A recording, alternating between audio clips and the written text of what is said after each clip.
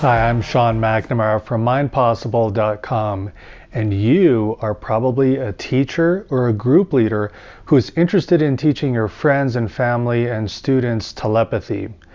I have a program on telepathy available on my site, and this video is filled with tips that I want to give you as a teacher or group leader when you work with your own students. So you might go through my telepathy course yourself.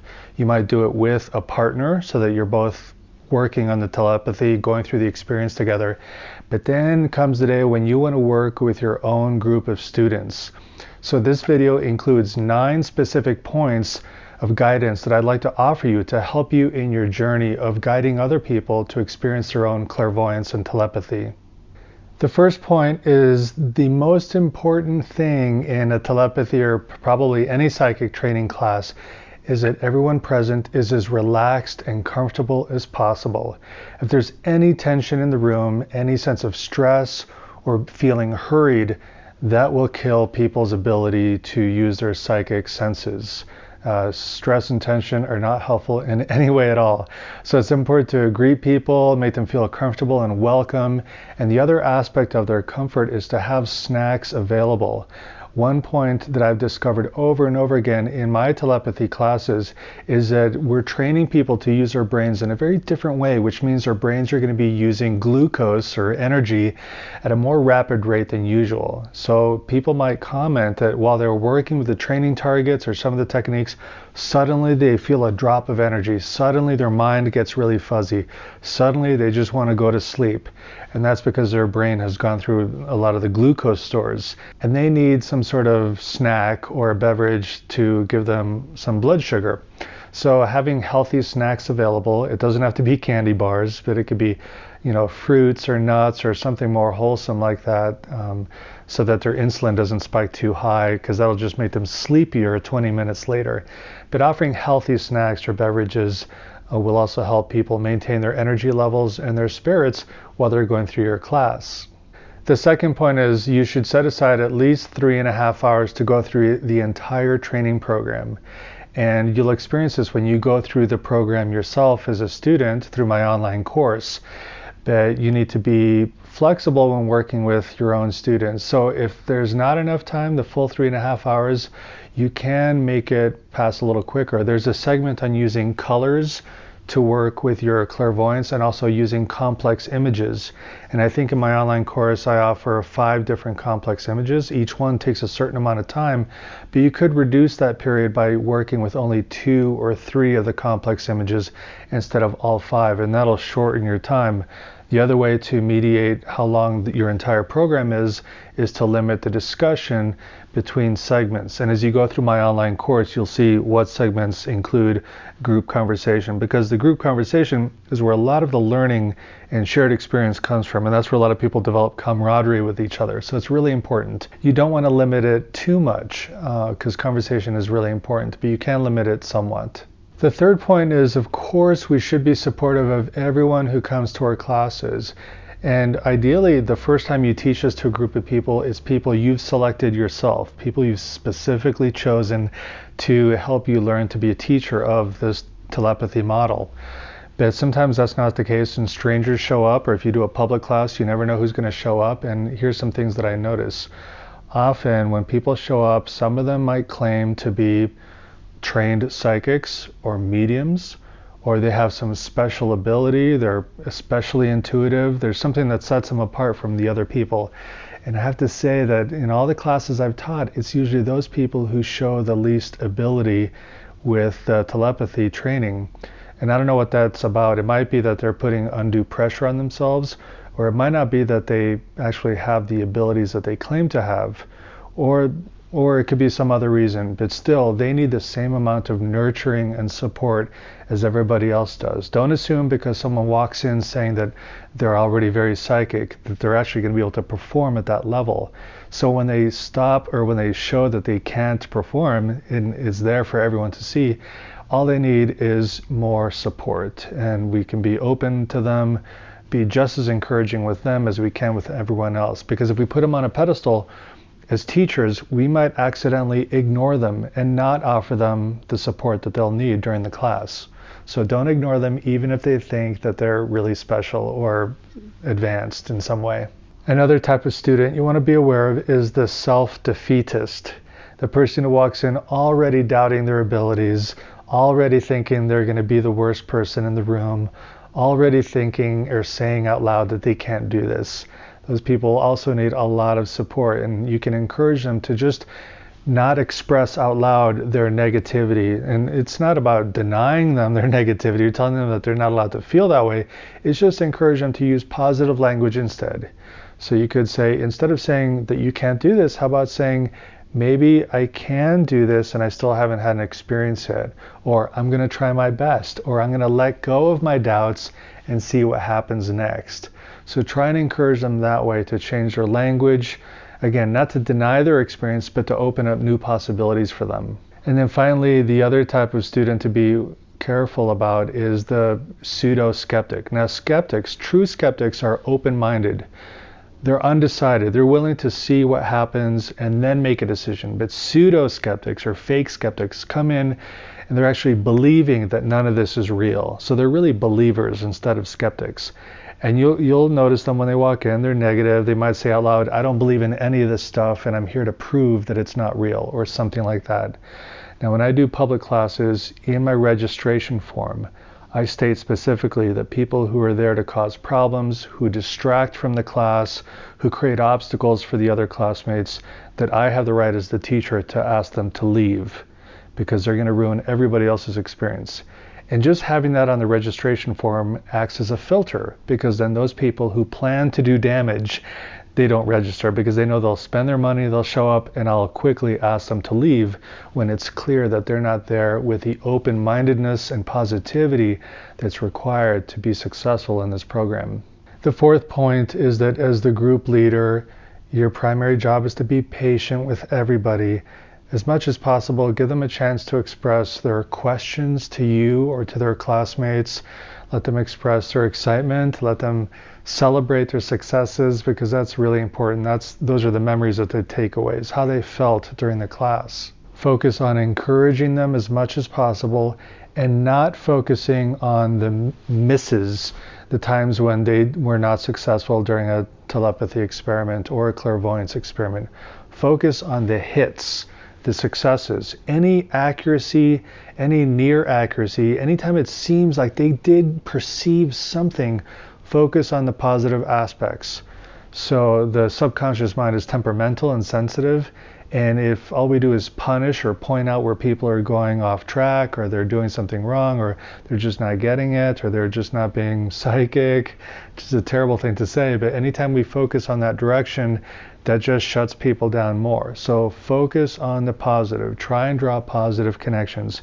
It's not about fooling ourselves, but it's about working with the human personality to produce better effects, to have more successes, to encourage them to open their minds more. So this takes a lot of emotional coaching, basically. And being positive, helpful, and supportive is the best way to do that. The fifth point is quite specific. We're training people to perceive with their minds instead of with their eyes or their other physical senses. And as you'll see in the online course, one piece of equipment is the blindfold. Now, a lot of people subconsciously and unintentionally, when they put the blindfold on to start trying to perceive a target, they're still, without even knowing it, their brain is trying to use their physical eyeballs to see. So even though the blindfold is on, you might notice or ask them, do you feel any pressure in your eyes? And some people will say yes, and it's because they're still trying to see with their eyes. And one clue that they're doing that is ask them if 2 or 3 exercises in, they're still not perceiving anything at all. They're not having any sensory experience anywhere in their body or their mind. Ask them, is all you're seeing complete blackness, darkness? And if they say yes, it's probably because they're trying to see with their eyeballs. And of course they can't see anything because their eyes are closed and they're wearing the blindfold. So that's an indicator. They need to start focusing inward. So you might ask them, try and turn your eyeballs up as if you're looking up toward the ceiling or the upper part of the wall across the room with their eyes closed behind the blindfold. Just turn their eyes up And that'll sort of detach the tendency to try and see the target with their physical eyes. The other thing you could recommend is that they look backwards with their attention. Have them turn their attention inward on their mind and be more open that way. Another way to say that is ask them to try and perceive things the way they remember events. So you could have them practice, do you remember eating breakfast this morning? And they'll say, yeah, I remember. And say, okay, now close your eyes and visualize that. Go into the memory. Where were you sitting? What did you eat? How did it taste? And what they're doing at that moment is creating a visual and sensory experience in their mind. And that's the place where a lot of psychic perception occurs. So when they're doing that, going through that process, tell them that see, what you're doing right now is using your memory. You're seeing things, you're smelling and tasting and having even an emotional memory. That space you're in right now, that's where you perceive the psychic information. So try and be like that when working through these exercises. So this is the advice you can give them when they tell you their eyes are sore and they see nothing when they're trying to do the exercises. It just means they're trying to use their physical eyes, which of course is not going to work. The sixth point is important because I don't mention this in the online course, but there's a period of clairvoyance training where people learn to recognize colors and complex images while wearing the blindfold. And they go through each target for a specific period of time, and then there's a discussion period so people can share what their experience was with each target. But one thing people can do, and you can supply paper and pen or pencil to each person, is when they're receiving the impressions for whatever target they're working with, you could suggest that they take a moment to write down, and they might have to take their blindfold off at the end or during the exercise, but write down what did they pick up, because for some people they'll feel something in their body for a specific color, or they'll have an emotional tone, or they might hear a voice or think cognitively, they might have words come to mind. So for some people, writing these things down while they're training and developing their senses can be very helpful. So that's something you can do with them. Maybe initially they don't write anything down, they just dedicate a lot of time just to experiencing it. But when the exercise is over, then that could be when they write down all their impressions. And after a while, they'll have a list of, this is what I feel with this color, this is what I feel with this color, this is what I feel with this complex image. And they start to develop a catalog. This process of the clairvoyance and telepathy training is really about building a relationship between the conscious mind and subconscious signals. And they have to develop their own sensibilities, their own vocabulary, so symbolism comes into play. Any feeling, emotion, image, sound, all of these are really symbols that are related to each specific target. So they'll receive different impressions and symbols. So the more they catalog or write down what symbols they get, what experiences they have for each target, the more they develop a long-term understanding of what it is to receive psychic information and how to translate it into information their logical brain can use to say out loud with language what they're perceiving.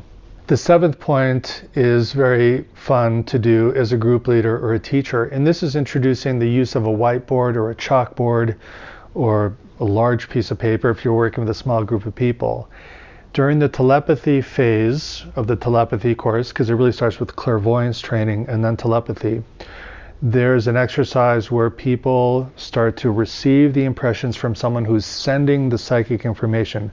They're looking at an image, they're holding a card or a piece of paper with an image on it, and they're sending that information out. And then when the exercise is over, the receivers, the people trying to perceive psychically, they're given a choice of 4 different images, and they're all turned up so people can see all the 4 images, but only one of them is the target image. And usually I have people remember what they were perceiving psychically before deciding which of the images they think was being sent. Which one of these 4 do you think is the target? Before anyone actually tells which one they think it is, I go over to the whiteboard and I have them speak aloud what impressions they got before they say which of the images they think it is. Sometimes I also do this before even showing them the optional or the potential targets. So before they know what any of the potential targets are, I have them tell me, what did you pick up? So here, for one example, one person said, oh, I got a reminder of when I was camping once in the campfire ring where you put wood for having a campfire. There's a big metal ring, and this person got that in their memory for some reason. That showed up. Someone else drew some long, slender lines, and they said, I think these are leaves. But I said, well, don't say what it is, but just tell me what shape it is. And sometimes I'll have people come up to the whiteboard, I give them the pen, and I tell them to draw the shapes that came to their mind. Because when they see the shapes, they'll think they know what the shape is. They'll give a name to it, like, oh, this square is a building, but it could be something else. So I just have them draw the raw impressions that they were picking up. Another student said, I got a lot of the color yellow. And someone else said, I got the color red. And then finally, when everyone else gave their impressions, and a lot of the impressions had nothing to do with the target image, but that's okay. We're going to focus on the positive. I showed them what the actual target was, and it was a birthday cake. So we had the roundness of the cake, which matches the roundness of a campfire ring, and also the association with a campfire to fire. And the candles on the cake were on fire. And that's where the color yellow comes in, and there was also the color red in the image. So the person who picked up on red, they didn't know what it was connected to, but they saw the color red. So that was also a match. So this is a really interesting way of educating your students about what is a psychic impression, what is the raw information. Just having them draw it without saying what they think it is a great way to have them differentiate between the raw data, and then when the conscious mind steps in, all it wants to do is put a name to it.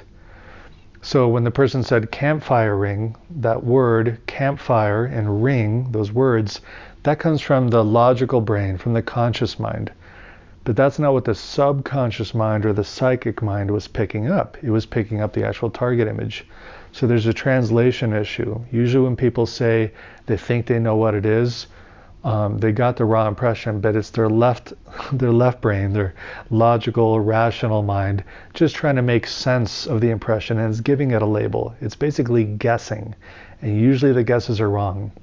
When you have a student who says, I got this shape in my mind, or these specific colors, but I have no idea what it is, that's trustworthy.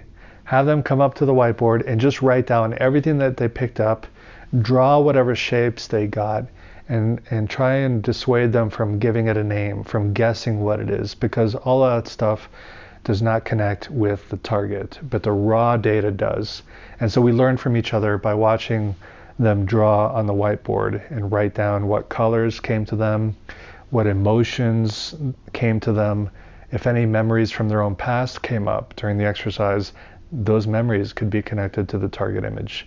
So the whiteboard can be a very useful teaching and learning tool during your telepathy training program. The 8th point I want to make is in my telepathy training course, I talk about using 4 potential targets throughout the course. But that can be difficult for some people because sometimes 2 images are similar and they're choosing the wrong one, but it was close enough that they were picking up something, but the potential for 4 images is just too much.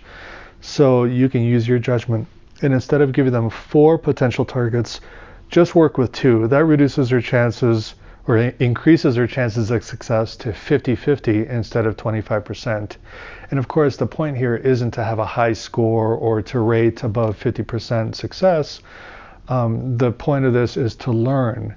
So as a teaching tool, just using 2 potential targets can be very useful because their impressions are more likely to connect with one image than the other. So when there are only 2 targets, it's easier to do the work versus trying to decide among 4 or 6 potential target images. But you decide. You might start off with 4 the first or second time you're at the telepathy segment and you're working with your students. But if clearly it's too difficult, reduce it down to 2 potential images and go from there.